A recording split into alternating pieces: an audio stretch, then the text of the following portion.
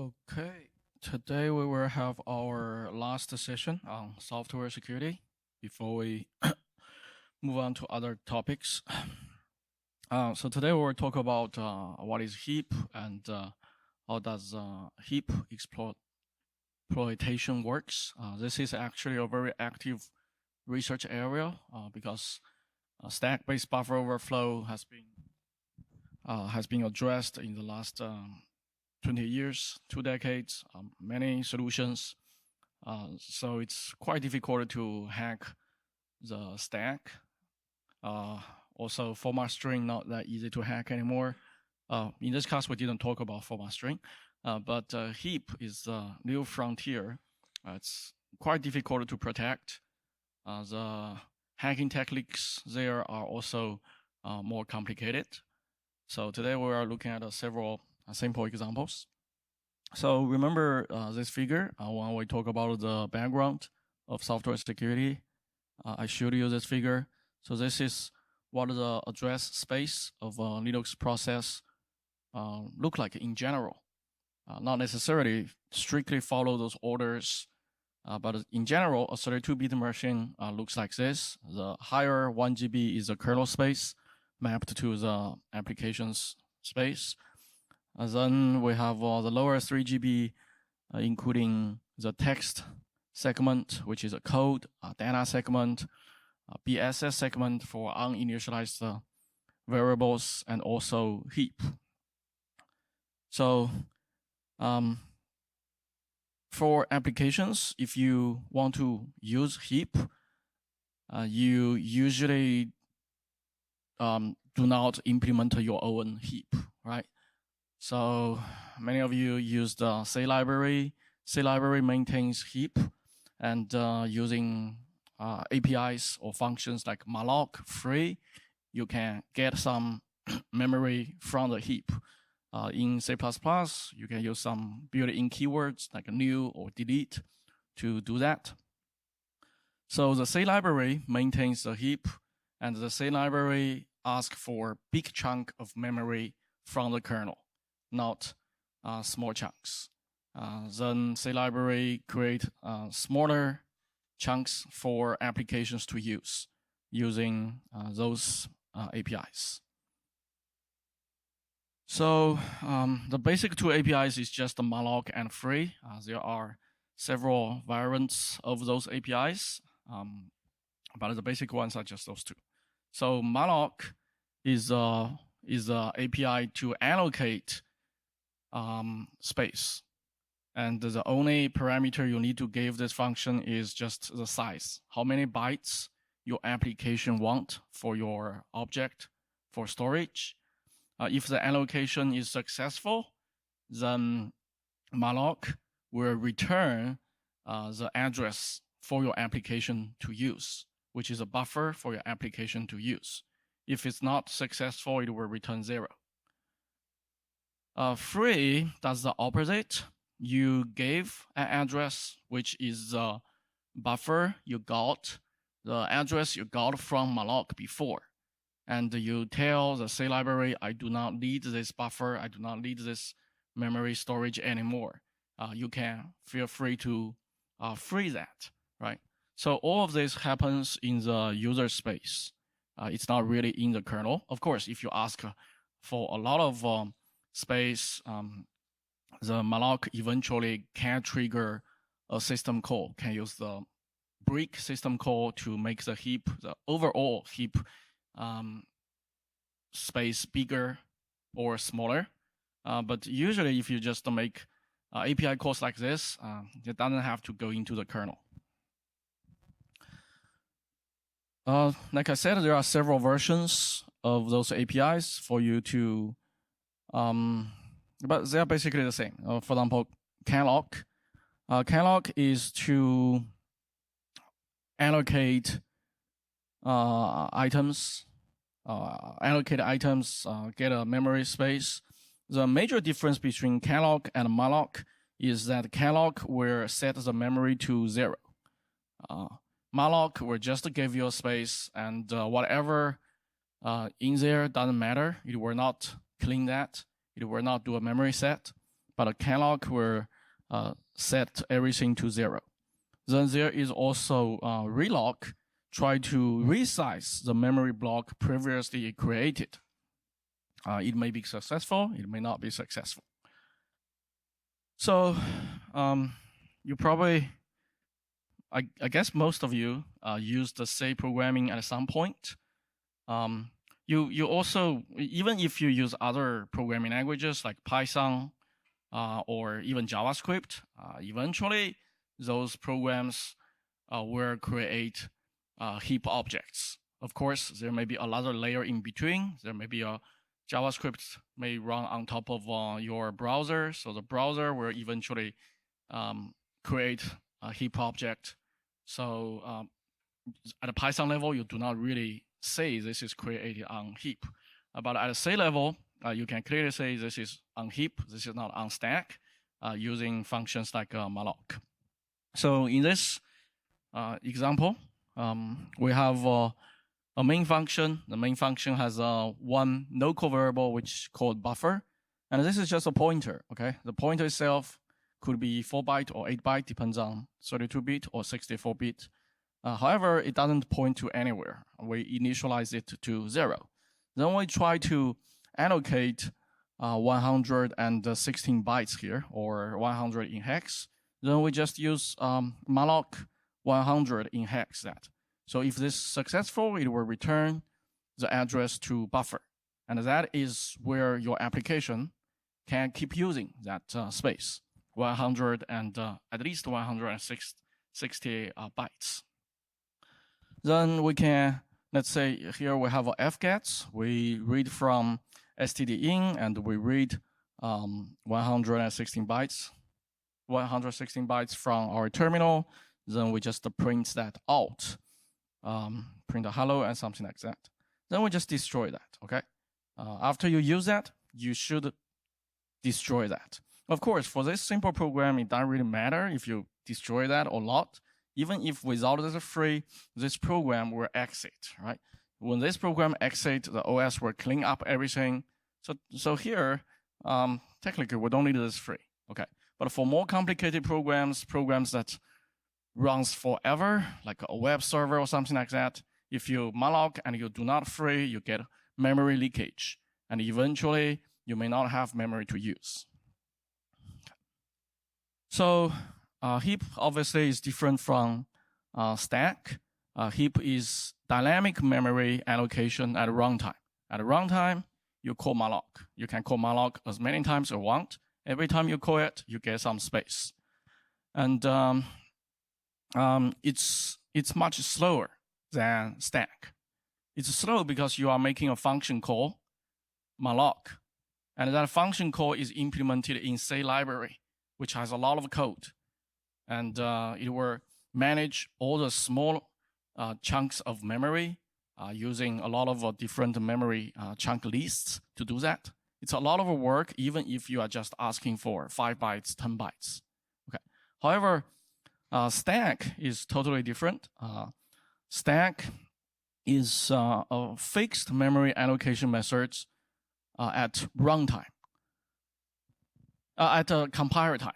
So at compiler time, we saw that disassembly last week and also this Monday, that after the prologue of the function, there are some instructions to subtract some immediate number from the stack pointer. So when we do that, we're actually reserving space on the stack. And by doing that, we're basically done. Just one instruction, that's done. We got some space on the stack for our local variables. Just the one instruction. However, heap, like I said, I mean, you're calling into a function. The function do a lot of management. The function may even need to call into the kernel to manage, to make the whole heap bigger or smaller, right? So stack is super fast. It's automatic. It's usually done by the compiler.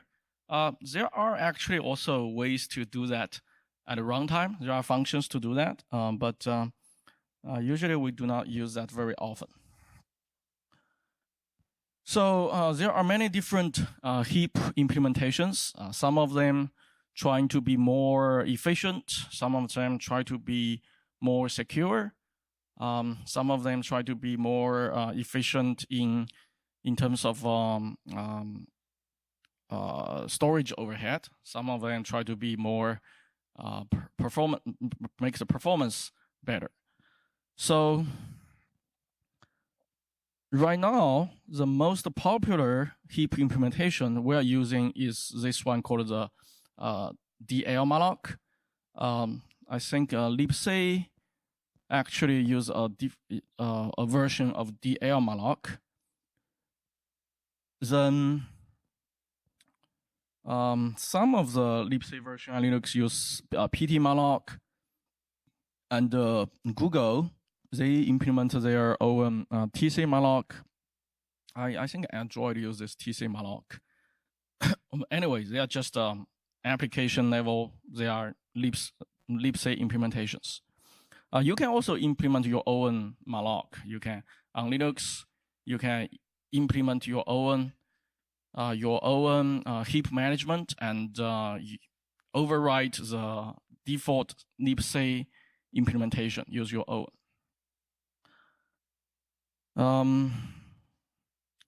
There are basically a lot of those different implementations. So every year when I review papers, I still see some submissions on they design a new secure heap implementation using randomization or whatever. So on our server and also on my Linux box, I use Ubuntu. So the malloc I'm using is a PT malloc 2. As you can see here, if you on our server, if you do a LDD version, you can find which C library you are using. Then you can find the source code online actually. I'm probably using DR malloc, I think. So in this class, I think we're using DR malloc, and in this class we were mainly talk about DR malloc. I will skip the overview part, the design goals. We only have one class for this, so we will just dive into the code to see how it is implemented, what vulnerabilities it could have. Okay, I'm a bit confused which one is either PT malloc or DR malloc, but anyway, doesn't matter. We're using the most popular one. So in this implementation, there is they define a memory chunk as a malloc chunk. This is in the source code how this is defined, and for every memory chunk, it has two states: either it is being used or it has been freed. So no one is really using it. And at the beginning of this structure, there are two fields. One is called the malloc chunk previous size, which records the previous malloc chunk's size if it is freed. And also it has a m chunk size. It's its own chunk size. Then after that, it could be just the data. So when you do a malloc, what you are internally, the structure, the C library will create a structure like this: malloc chunk, then two fields, then your own data. So what you are getting from malloc is a pointer to the middle of the structure. You do not really see the beginning of the real structure. There are two more fields. So for this structure, if this is in use, then after those two fields, then you have your data, right? If this structure is not in use, it's freed, then you don't have data there. Then what is placed there are some pointers to link the free chunks together. It's a double link actually. So that there is a forward pointer and also there is a backward pointer. So let's say the example I just showed you, we do a malloc 160 bytes. We show this in 32-bit machine first. So when you call this say statement, what you get is 116 bytes, and what you really get is this blue part, right? This is the libc library will create something called the heap chunk, and it will have this blue part, which is the buffer, and this is actually the address malloc returns to you. Okay, so this is where buffer points to. However, what you do not know, if you are just using this, you never develop this, what you don't know is in front of this buffer, there are actually those two fields I talked about. One is the previous chunk size, one is the current chunk size. They are both 4 bytes in a 4 bytes machine, or 8 bytes in an 8 bytes machine. So in the current chunk size, actually there are several flags to indicate whether this chunk is in use or it is actually freed. There are at least 3 flags. Bit 1, it says, determines that whether the previous chunk, so before this one, there is a lot of chunk. So whether the previous chunk is in use. Bit 2 determines if this chunk is created by malloc or actually created by memory map. So memory map can also generate things kind of like a heap. But this memory map, mmap, it's a system call directly. Okay, so if you do mmap, you are directly talking to the kernel. When you do malloc, you are talking to C library, and C library may talk to the kernel. There are also other fields. So this is probably one of the first takeaways. So some of you probably took 220 systems programming in our department before, right? Anyone take that? You took that? So when you guys took 220, you were asked to implement heap, right? Heap management. So did you guys use similar structure or you design your own structure? Don't remember? Okay. Mm-hmm.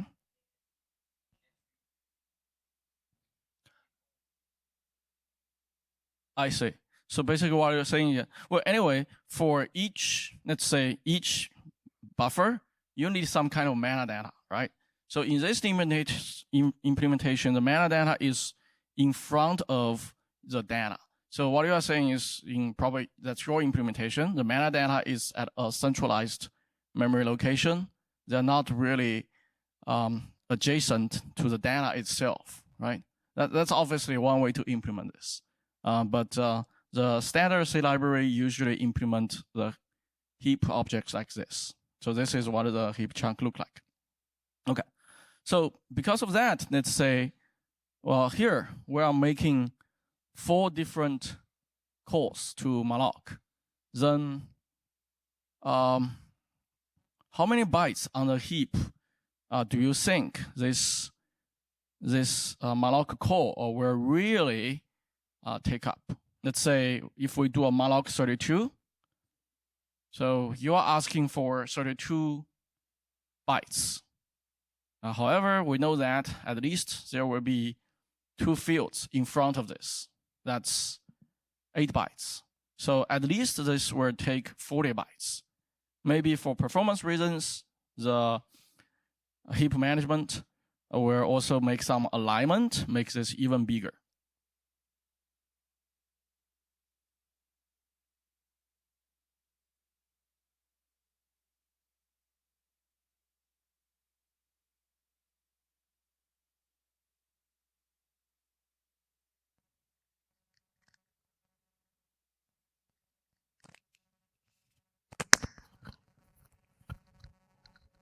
So even if you are only asking for 4 bytes, the chunk itself will at least be 12 bytes.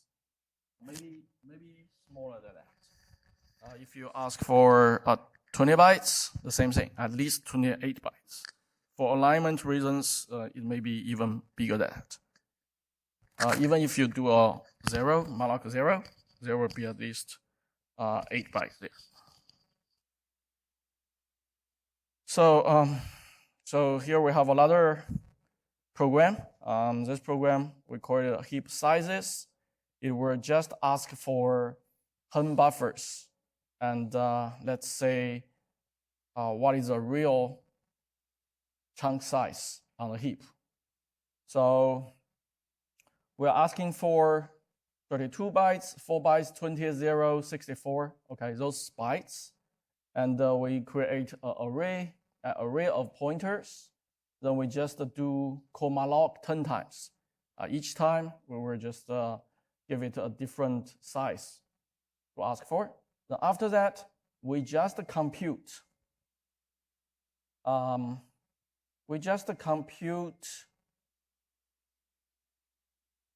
The distance between different malloc chunks. So how do we do that? Is let's say so we are printing out 3 numbers basically. So there are 3% here, right? You can see. So we are printing out 3 numbers. The first number is how many bytes we were asking for. The second value we print out is just where our buffer is, what malloc returned to us. The third one is actually the distance between 2 consecutive malloc calls. So we're not really getting the address of the beginning of the structure. We're only getting the buffer's address and also adjacent malloc chunks buffer address. Then we calculate their distance. So ideally, it will create something like this. Okay, so this will be the heap. There will be chunk 1 to chunk 10. They will be somehow adjacent to each other. So let's just run this on our server.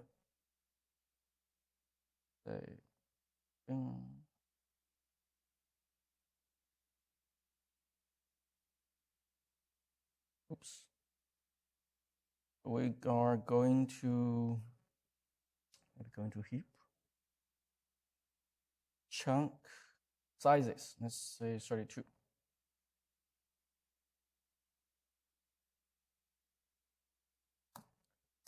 When we run this, you can see the size of size t is 4 because this is 32-bit program. The size t basically integer is 4 bytes.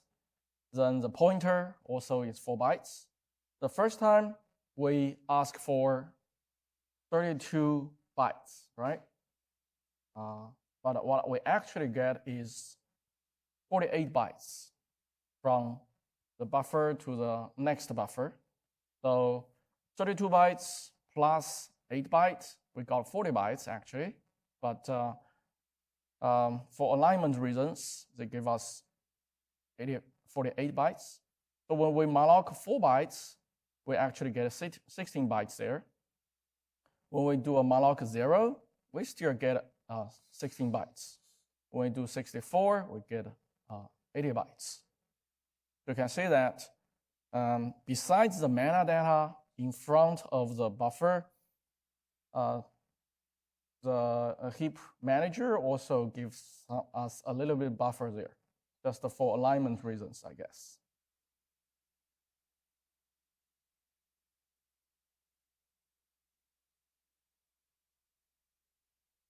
So what really happens, we already know, is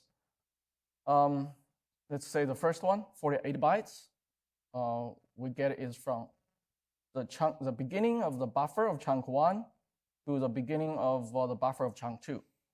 And in front of chunk 1, there will be chunk 1 size and the previous chunk size, right? So we have the 8 byte of metadata. So if we do this on 64-bit machine, we get similar results. slightly different numbers. First of all, the pointers, they are not 4 bytes anymore, they are 8 bytes, but there will still be some alignment. So this answers the question, how many bytes those chunks really takes it. So if we look at the structure, let's say we have 3 chunks here, chunk A, chunk B, and chunk C. They are adjacent to each other.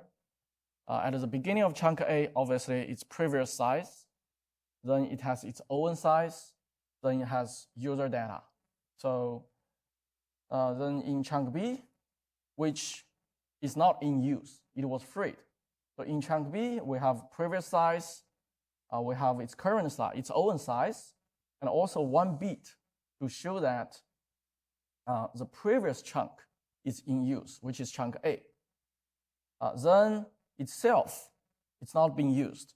That's why it has a forward pointer to point to the next available free chunk, and also a backward pointer to point to the double link, the other free chunk. And this part is just garbage data there. We're not using that. Then chunk C here will have something similar. It has a previous size, which is chunk B size. It will have its own size and also 1 bit to show if chunk B is in use. In this case, chunk B is not in use. That's why it will show 0 here. Chunk C itself, it is in use. That's why we don't have those forward and backward pointers. Instead, we only have the data itself. So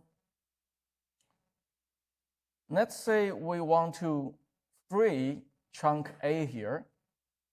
If we want to free chunk A, some implementations of the heap manager will try to consolidate chunk A and chunk B together to make a bigger free chunk. Okay.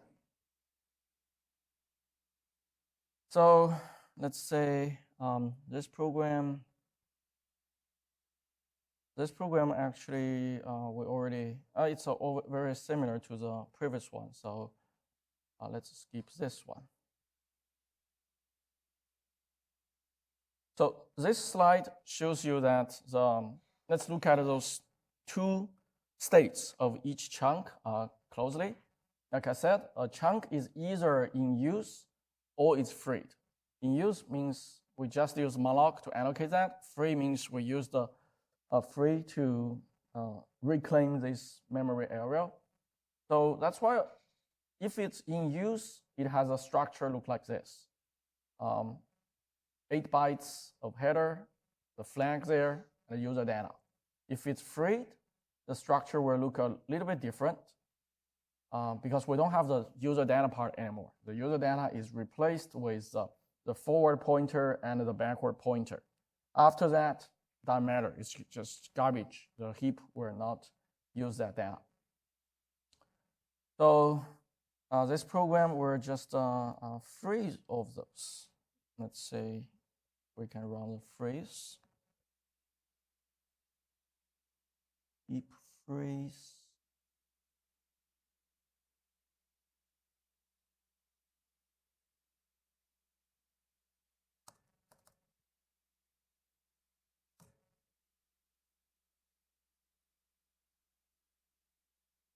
So this program, we have the main function here.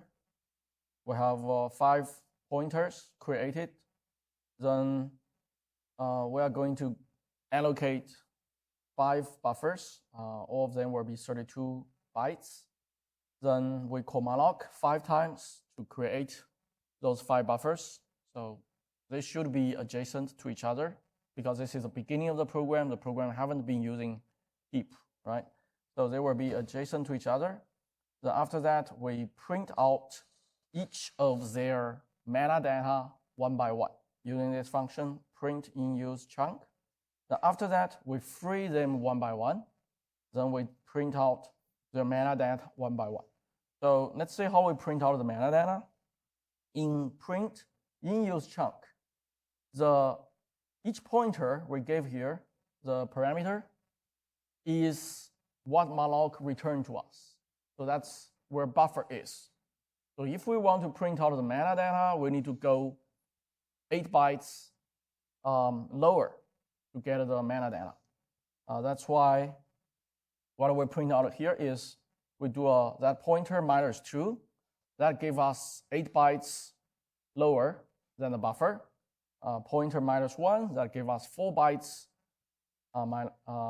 lower. Then we print out the value of those two. So we're basically printing out previous chunk size and current chunk size, right?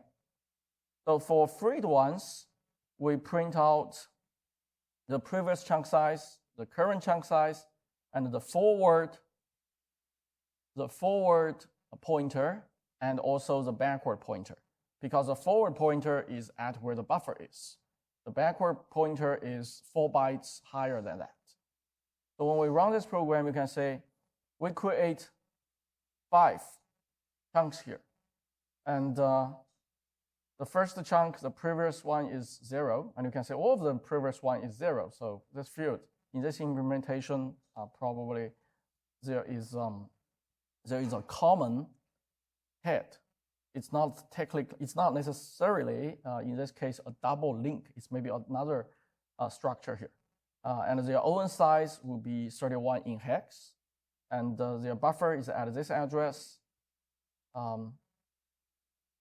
So after we free it, you can say we have the forward and the backward pointer. So the first chunk here, the previous chunk, there's no previous chunk. That's why there's 0. Its own size is still 31 in hex. Its forward chunk will be 0. So there's no forward chunk. But there is a backward chunk, which is this one. Now, A1, A0, 10.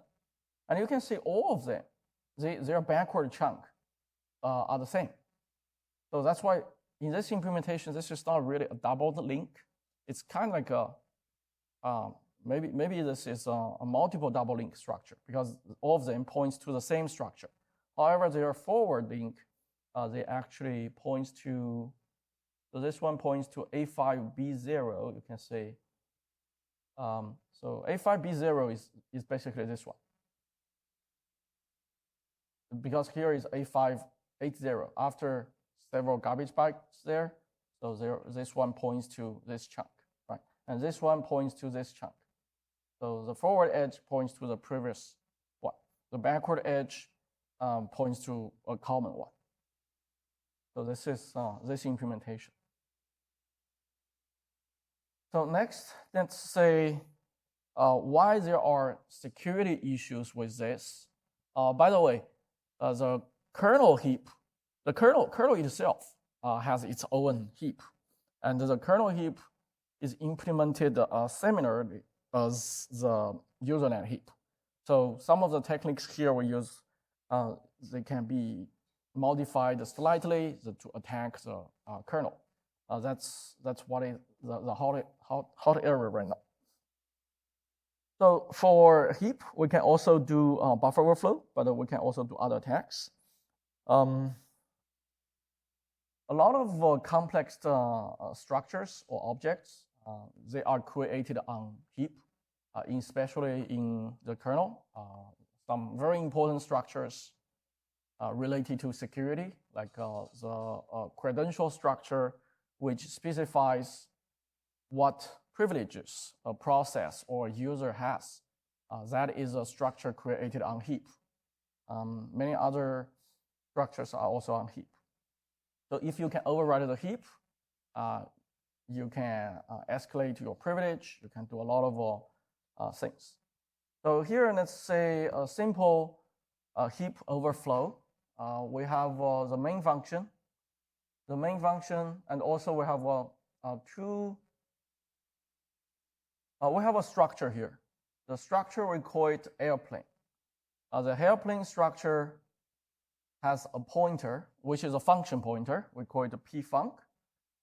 This is a function pointer. Then after the function pointer, we have a buffer, which is 20 bytes. Then we define a function, global function called fly. The fly function will just print out flying. So in the main function, we first print out where the fly function is, and we also print out the print flag function, where the print flag function is. Then we create an airplane structure using malloc. So one airplane structure will be created on the heap. We print out where it is. Then we create another structure, airplane, on the heap. So they will be adjacent to each other, right? With metadata in between. Then we set both structures function pointer to fly. Then the first one, then we want to change the name of the airplanes. We first change the airplane 2's name. We take 10 characters from std in. So because the buffer here is 20 bytes, when you take in 10 bytes here, it will not cause any buffer overflow, right? However, so here is the first airplane is probably will be at a lower address. The second airplane will be at a higher address, as we saw just now. Then we change the airplane 1's name. Now this is a buggy code here. This line of code has bug. The airplane's name only has 20 bytes, but we are taking in 50 bytes, which means there will be a buffer overflow. That buffer overflow will overwrite the second, because we have the first airplane on top. We have the first airplane at a lower address. Then we have the second airplane at a higher address. So, and the name is 20 bytes. So which means if you put 50 bytes, it will first overwrite. This is a sequential overwrite. It will first overwrite the metadata of the second airplane. And you will also, maybe you can also overwrite the function pointer of the second airplane, right? Then we are going to call the function of airplane 1 and airplane 2. So if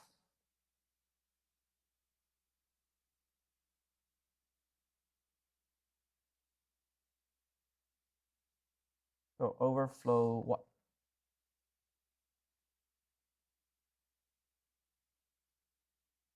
So if we just run this program, then we give it a name. Let's say the first airplane is Airbus.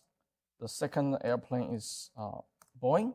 So when we do this, we were just, both airplanes were just a fly, right? So however, if we give it a lot of input, the first one we give it a lot of input, but it will only take 10 bytes. So we're not, actually, after the 10 bytes, the rest will go to the second airplane's name. And because we gave a lot of inputs there, the second airplane, when we call that func here, it will not have the original function pointer, which points to the fly. It will have some random data we just type in. So it will cause a segment faults there. So obviously,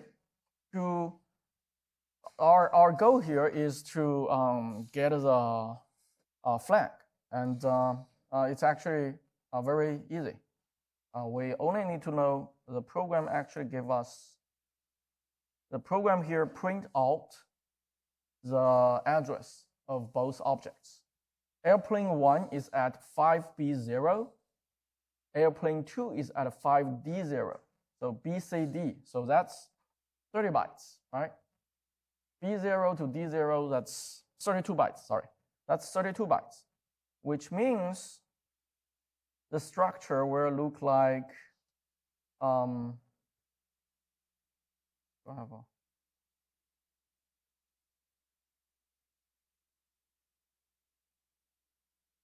this is an exploit, but let's see.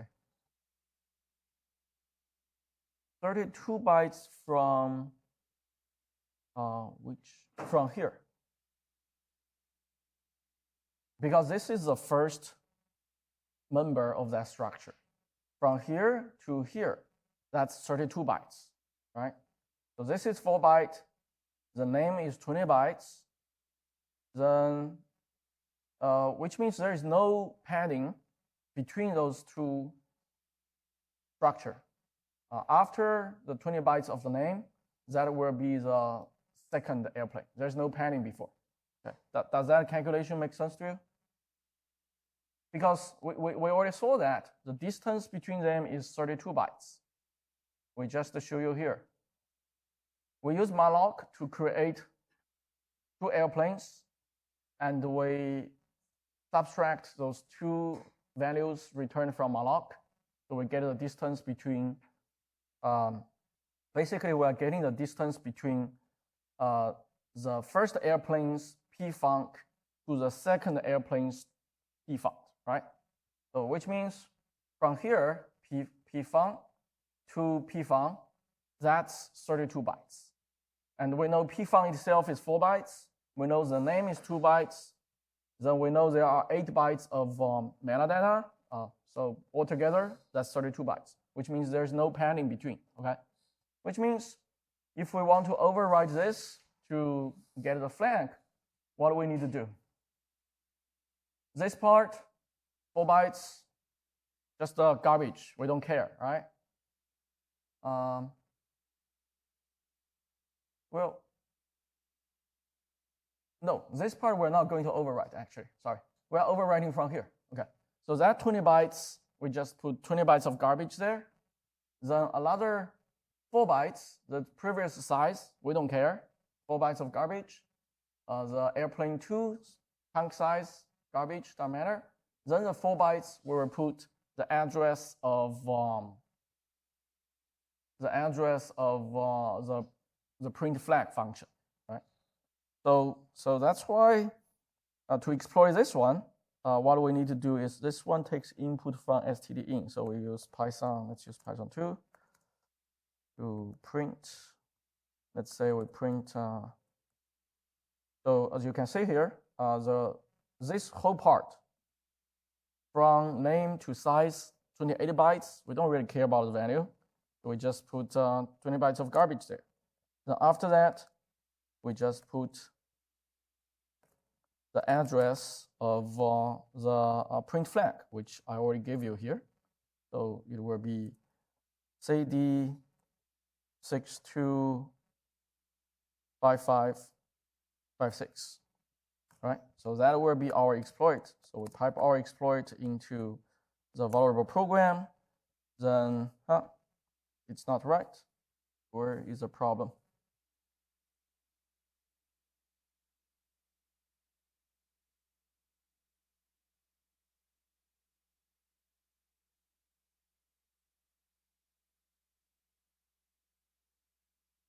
Oh, I kind of remember this one.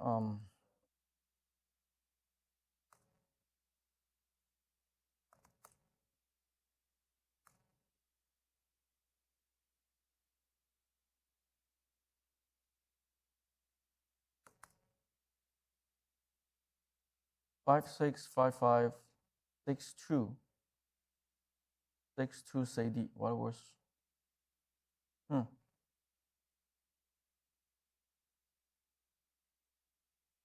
Oh, let me see the code here.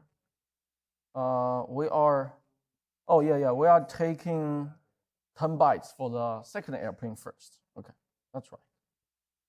Which means,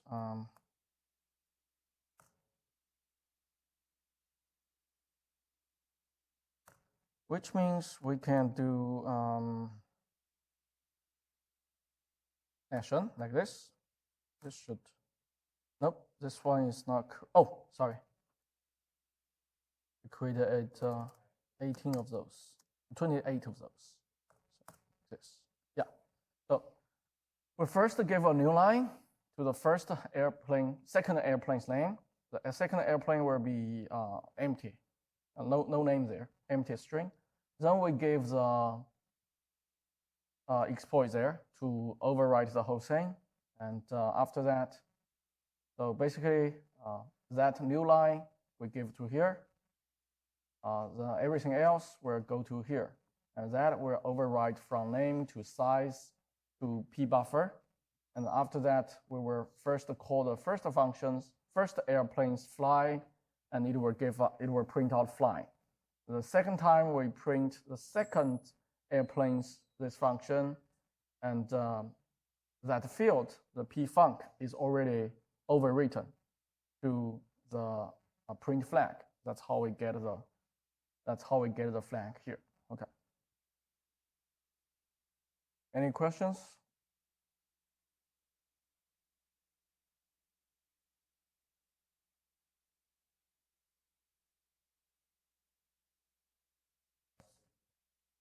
Which offset? Do an object dump.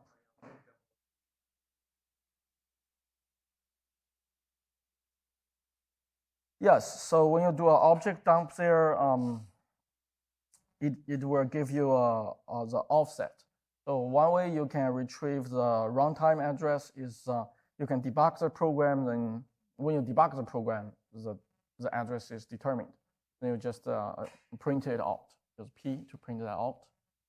And to make that easier, actually, my program will print the address for you, yeah, right?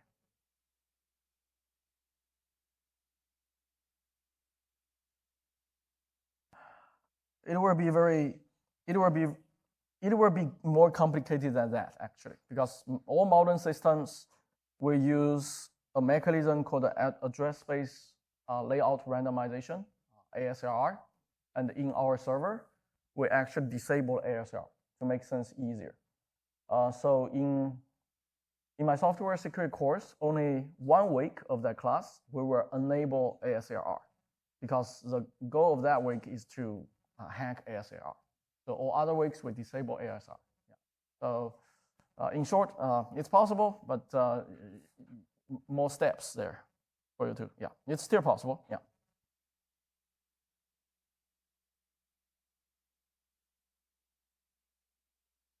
Okay, so we just saw how the buffer overflow may still work in heap objects, but for heap objects, a more serious class of attack is called vulnerability. Is called use after free. This is a vulnerability where the data on heap is freed, but the leftover reference, or we call it diagonal pointer, is used by the code as if the data were still there valid. So this is a serious problem in complicated code from user space to kernels. Basically, is the malloc and free, they do not match to each other. They do not have a one-to-one corresponding there. Sometimes you have a malloc, you forgot to free. Sometimes you freed, you forgot you freed. You are still using that. When there are multiple threads, things get very complicated, and there will be many errors like that. So you can see in this table, this is ranked number 7 amongst the serious vulnerabilities back in 2012. Even today, this is a very serious problem. Many people, including our lab, we work on how to solve this problem at kernel level and also user space level. So this figure shows you what the problem is. Let's say we have the heap.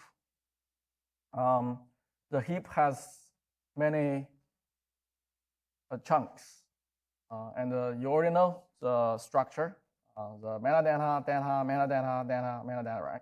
Then there is a stack object or global object. It's a pointer, and that pointer points to the data, one of the data on stack. Then somehow maybe a lot of thread try to free some of the data on heap. So they are freed. They're not valid anymore. Okay. However, that code didn't reset the pointer the global pointer or the pointer on stack to 0. Okay. After you free, the developer didn't set that to 0. If the developer set that to 0, then later that is used, then we will trigger a segment fault, right? However, if we didn't set that to 0, then the pointer will point to something technically doesn't exist anymore. Okay. There could be some leftover data there still, but technically the structure do not exist. So this is the diagonal pointer problem. And how do we exploit this? Let's say the second example here. In the second example, we have two structures. The first one is an airplane. The second one is car. Airplane has a function pointer, p-fun there. Then it has its name. Then the car structure is different. It has the engine volume there. Then it has name, 20 bytes. As you can see, those two structures, they have the same size, actually. Both of them are actually 24 bytes in a 32-bit machine because int is 4 bytes, right? They have the same size. So in the main function, we print out where the function fly is, print out where the function print flag is. Then we malloc airplane structure there. So when we malloc airplane structure, the C library doesn't really care about what structure we're mallocing. It only cares about the size, right? So what we are giving to malloc is actually the size of airplane, which is the same size of the car anyway. Then, but the C code says, here this is an airplane. Then we set the airplane's p-func as a fly here. So we have a pointer, local variable p. P points to fly. p-func points to fly. Then we call that function. So it will create a function fly, right? Then after that, we free this pointer. So that airplane object doesn't exist anymore on the heap. After that, we create another car structure. The car structure has the exact same size as the previous airplane structure. And what the library will do is, most of libraries will do, is will return the same address. So here we create a car structure, P1. The P1's address will be the same as P's address.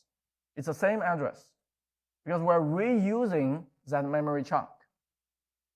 Obviously, here, as a defense, you can add some randomization. Instead of always return to the same address, you can return to a random place. So they do not using the same one. But most libraries, they're not doing that for performance issues, the reasons, anyway. Then we print out the car is at that address. So later you will see that the airplane's address and car's address will be at the same address. Then we define volume. Then we input what is the volume of the car. So the program will ask you to input what is the volume of the car. And put that volume of the car in P1's volume. So after that, let's say there may be another thread. Maybe in this case, it's just the developer forgot that P has been freed before. P is a diagonal pointer. You should never use P again. But developers make all kinds of mistakes anyway, right? So the developer, maybe in another thread. In this example, it's very clear you should not do that. But if it's a multi-thread program, sometimes it's not clear. This is an error. So now the P, we call the function p-func again. Then after this, we free this. Okay. So let's say this is heap overflow 2. Okay.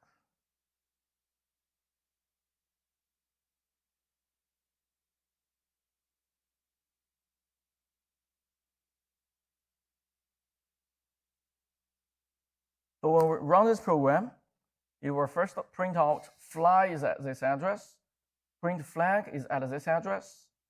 I intentionally print the decimal for you here to make things more easier. Okay. Then the airplane is at, you can say the airplane is at this address, 5B0. Then we call the airplane fly, it flies. Then we free that airplane, we create a car again, and you can say the car is created at the exactly same location, okay? 5B0. Now when we input the value of car, and let's say we input 5. When we input the 5, the value of car will be set as 5, which is the higher 3 bytes will be 0, the last byte will be 5. Then after that, we're going to call the function from airplane. And because the volume and the p-func are at the same location, so we're using the car's volume as the address for that function. That makes sense? So now that address is 5. So what will happen? We input 5 here.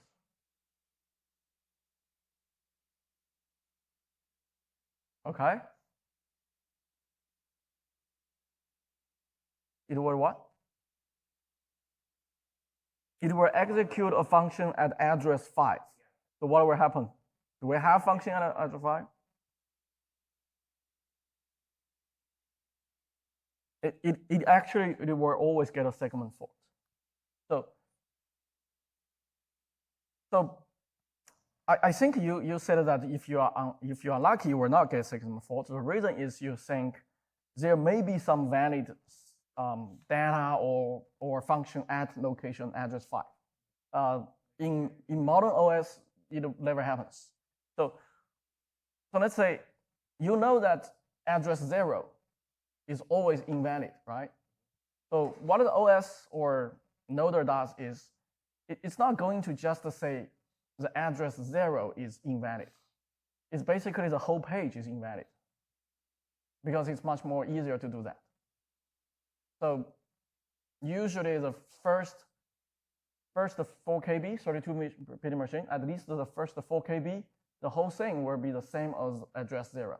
So it's all invalid there. Yeah, but that's good thinking there. What?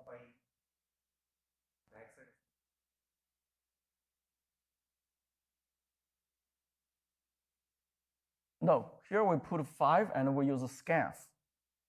So basically it's address 5. Yeah, because we use scanf to scan integer here.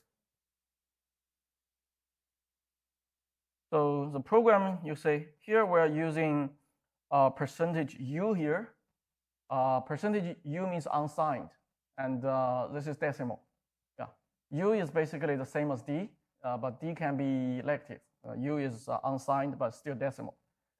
That's why it's asking for decimal.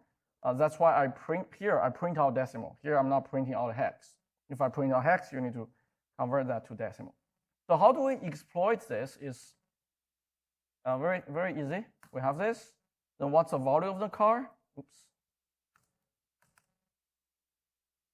What's the value of the car would be, we just put the address of the print flag there, right? And after that, that number will be treated as an address, and we will call that function, so we get the flag.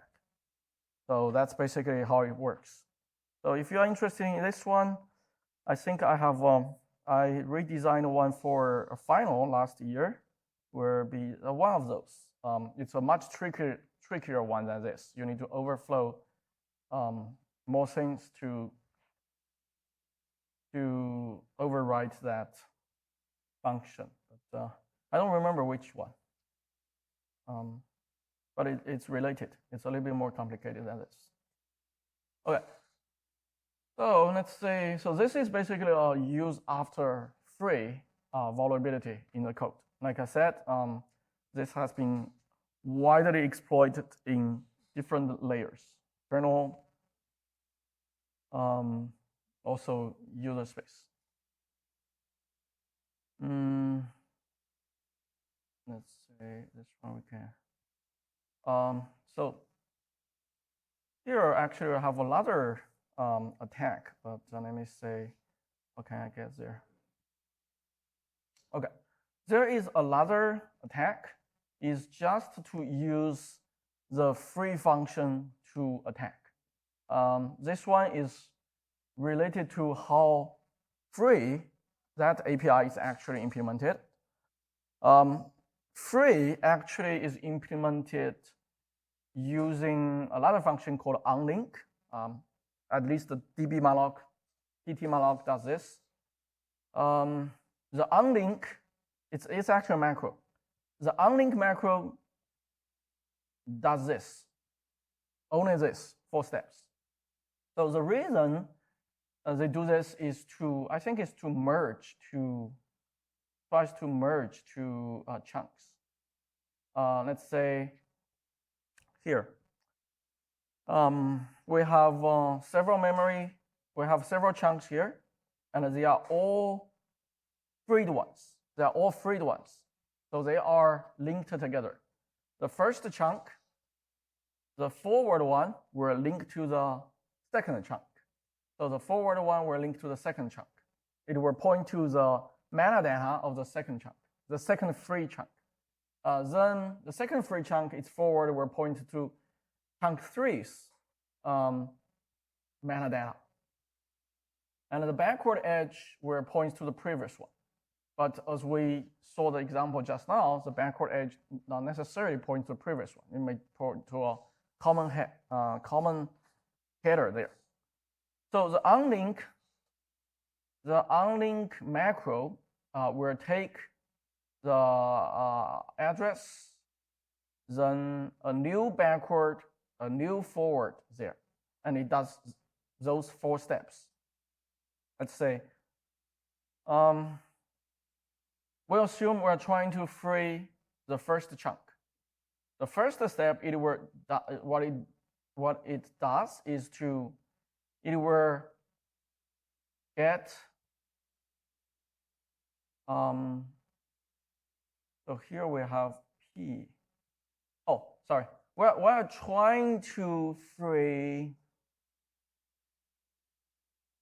we're trying to free the chunk P here. Sorry. We're not trying to free chunk 1. We're trying to free chunk P. Chunk P obviously has those 8 bytes of metadata, then has a forward and backward, right? So the first step is the backward, which is, the backward here is the previous chunk of chunk P, which is chunk 1. The forward is the next chunk of P. So we are going to change the previous chunk.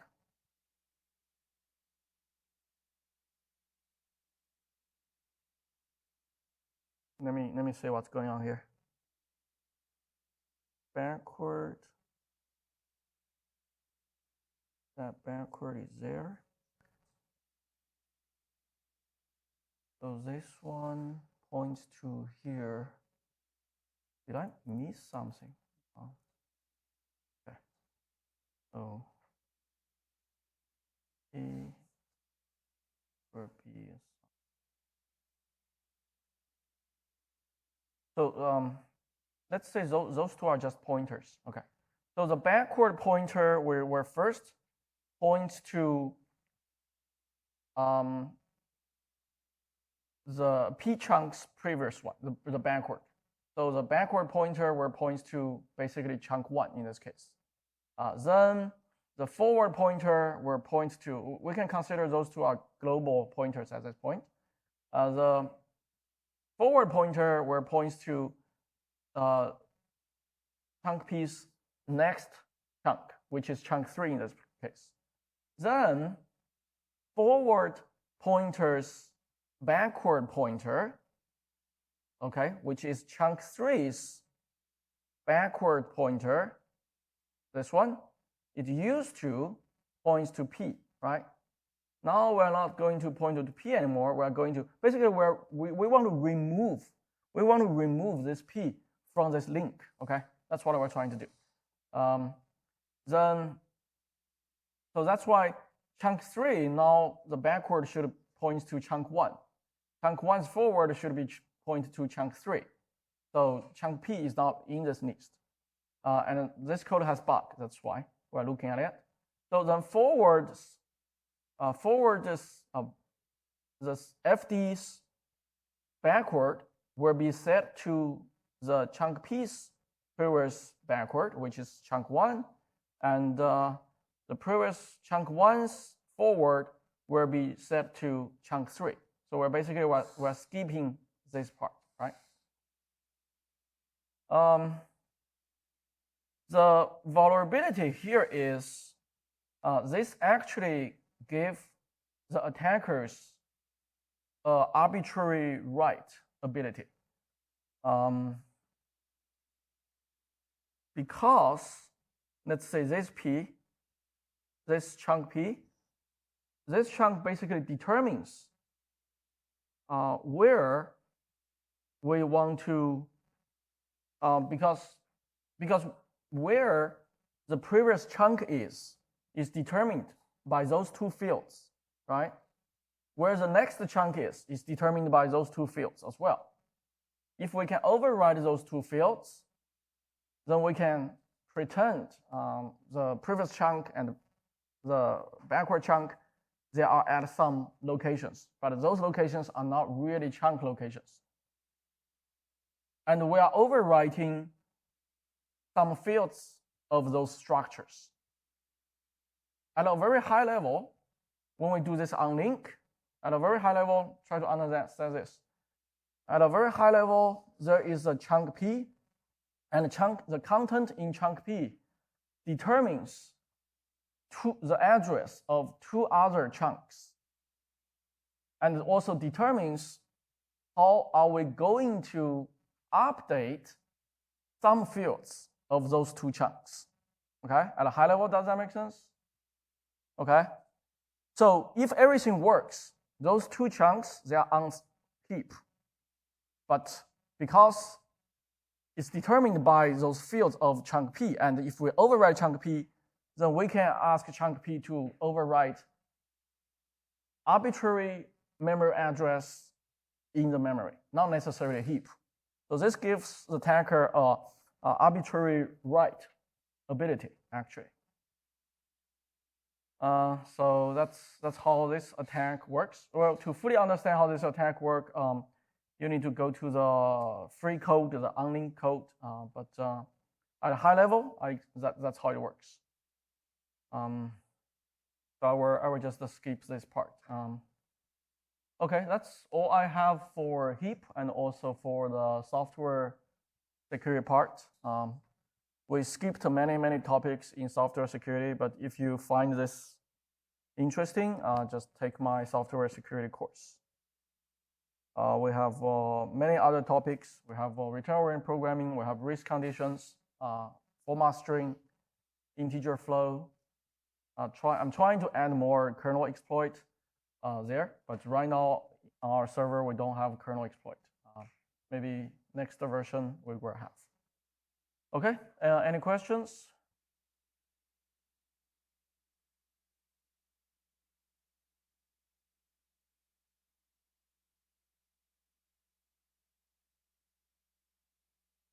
Well, depends on many things. For example, what language you are talking about. So for Python, under the hood, they are still using something similar. For Rust, it could be different. At compile time, they try to secure everything. For Python under hood, you do not directly call malloc, but many objects are still created on heap, and there could be problems. Yeah. So what you are asking is related to a huge topic. It's called the garbage collection, basically. Yeah, GC, garbage collection. Yeah. Of course, Rust doesn't use garbage collection. Rust is try to do that at compile time, not runtime. Yeah, garbage collection, so runtime thing. Okay, cool. See you guys next Monday. I think we're moving to network security next week.